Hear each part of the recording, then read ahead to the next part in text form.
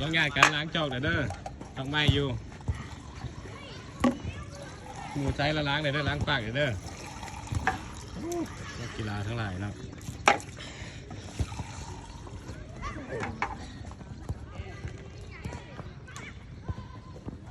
อะไรกูเบารอนี่นะ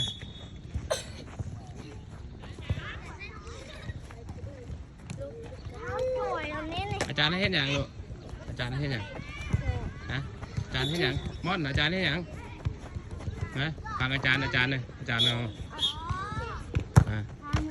มาดีเด้ออาจารย์อย่างเงี้ยคิมรักเด้อ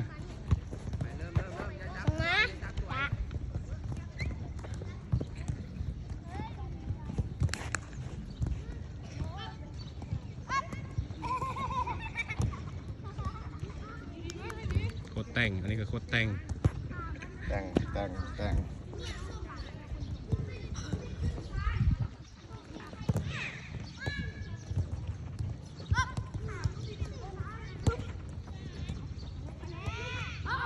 เฮ้ย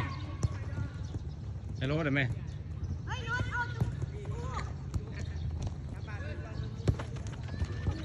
อันนี้ให้กินเข่งเอาล่ะ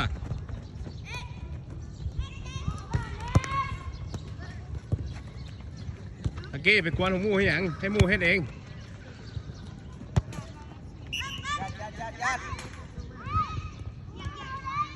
อย่าก่อนหยุด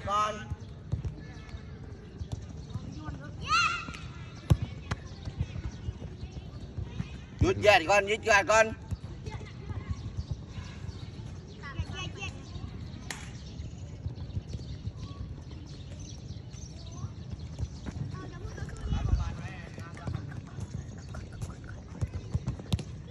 อย่าเลยลูกสายเกิบนะเวลาแย่เราเบิ่งสายเกิบตัวเองแต่มันมีความร้อนนะ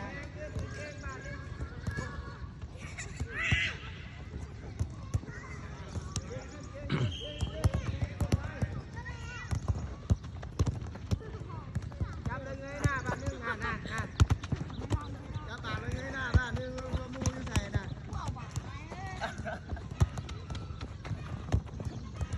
ให้เข่ง